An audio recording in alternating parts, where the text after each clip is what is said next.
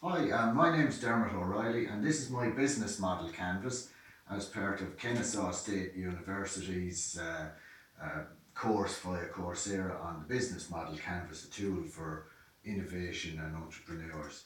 I've chosen a project on rapeseed oil to put up. It's not something that I'm personally involved with, but I recently came across a couple of people who were gone into rapeseed oil manufacture who had a business model. Uh, they hadn't actually shown me a business model, but from what they produced and everything, I could see what way that they had mapped out their business model. And I became a little bit intrigued by it and had a look at the market just to see how what they had come up with worked. And I just felt that it would be a good model for use in this course. So, as with everything, we start off with the customer segment first of all. And on this, I came up with a middle class couple. They would be, the mean of this group would be about their mid 30s. Okay, so they would be maybe mid to late 20s up to probably into their 50s, etc. They would be third level educated. They would be working in something like public sector administration or software jobs in the software sector here in Ireland. They'd have one or two small kids, be suburban dwellers, very health conscious people, would regard themselves as environmentally friendly. They'd also regard themselves as health conscious, whether they are or not would be down to somebody else to benchmark that. They play an active role in local society, so they'd be involved in local groups and all this sort of thing. And politically, they'd be conservative with a small c. So uh, we're picturing the kind of people here that we're looking at. They basically have some idea that they are within a certain status within the society that they live in. Okay, so this is our customer segment first of all. From there, the second bit that we always use in the business model canvas is the value proposition. So basically, there's a big movement with this from field to fork idea with food. It's traceable. So we know we have a small local manufacturer who's making this rapeseed oil, not in huge batches, and it's locally produced, small batches. It's actually less carcinogenic than vegetable oil or olive oil when you're cooking with it, so it's got a healthy value proposition to it. It's delicious, absolutely delicious to have with salads. It's a new taste. These people feel like they're moving on from their parents' generation, a bit more sophisticated in the palate. They like to feel that. It's grown and pressed in Ireland, so it flies the flag a bit. So they've got a bit of a nationalist feeling about supporting local produce. It also ties in with their role as feeling like they're part of the society that they belong with. Okay?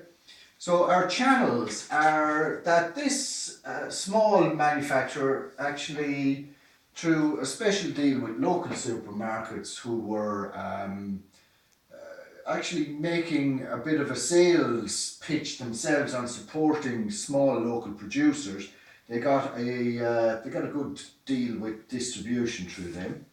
They also sell their oil through specialist shops, health food shops, and this sort of thing. Uh, they've started with an online presence, which is quite interesting. They've started a so you can buy the rapeseed oil directly from them, basically online. You get it delivered. They also have a social media outlet with a recipe club, health facts, a forum, and it's also a place where you can come on and tell your story about your interaction with their product, how it works for you, recipes that you came up with, how wonderful you feel after eating the stuff or whatever, or drinking it, or whatever way you want to use it. Okay, so that's our channels. We've got our customer relationships here. We're selling them confidence. Okay, so you can be sure of this thing. It's very trustworthy. It also gives them a certain social standing, health and responsibility. So we can see here how we come along with our customer segment, the kind of people they are, kind of value proposition that we're putting through to them, how it's being distributed. They've got all their little social media bits and everything that tie in with that. and they've got their social standing of health and responsibility, all very important to these people.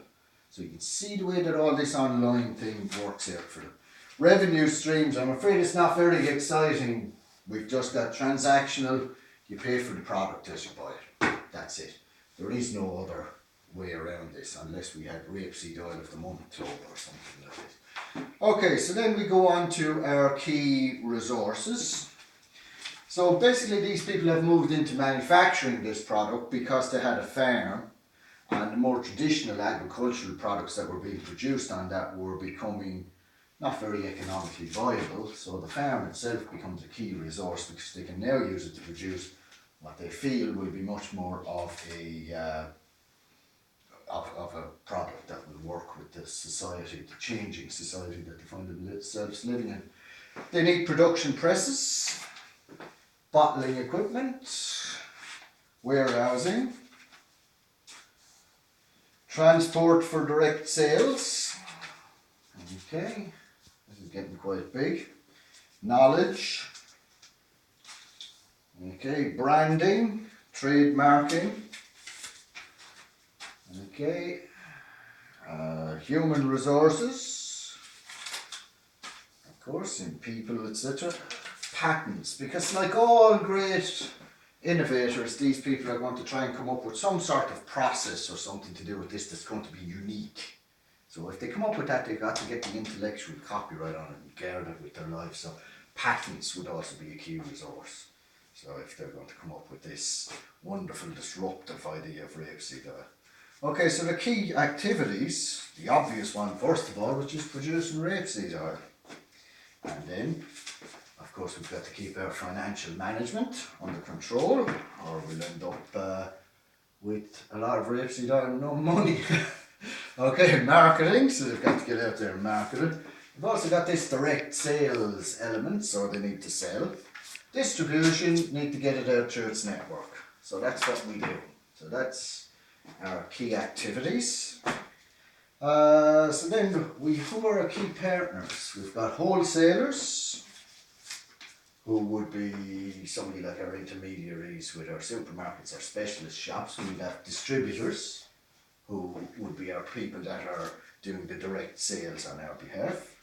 Our web service provider, who would be helping us with all our online presence and our media clubs, etc., etc., etc. State food organisations, okay, and standard agencies. And believe it or not, I've actually forgotten to print off the little post-its for our cost structure. So I'm going to have to do that from scratch. Okay, so on our cost structure, what have we got here? We've got our fixed costs, which are, let me see, our mortgages, our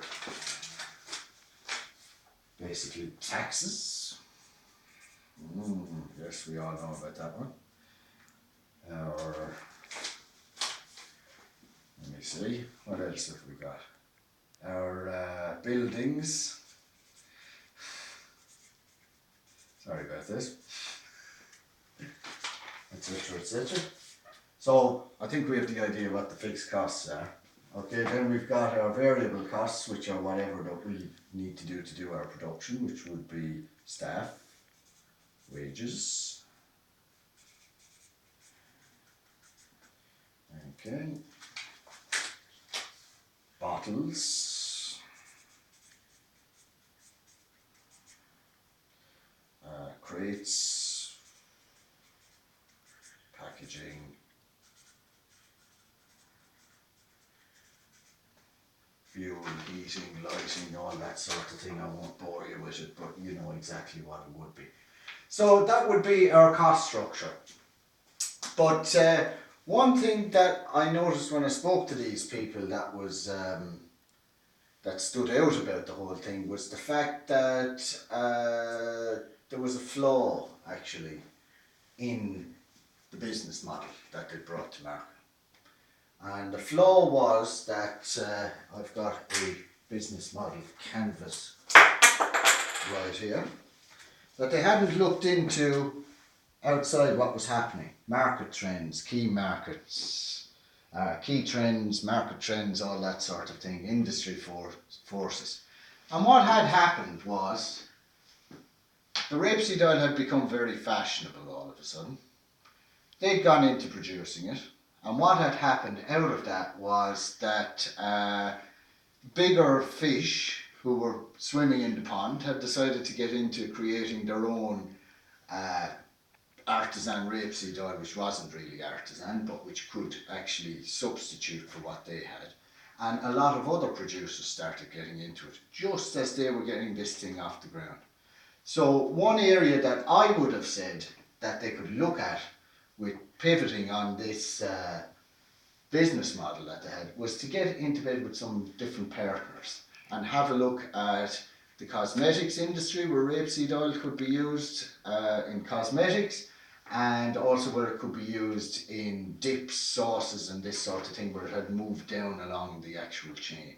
So I would say that this would be one of the areas of exploration. And once you get into that key partnerships and you look at engaging with these partners, you find the differences that it has in all the other boxes as well. Your customer segment starts to change, your channels start to change, your relationships change, everything changes in the model. So there you go. So thank you very much, and hats off to everyone at Kennesaw State. It was a very enjoyable course, and I wish everyone all the best in future with it. Thank you.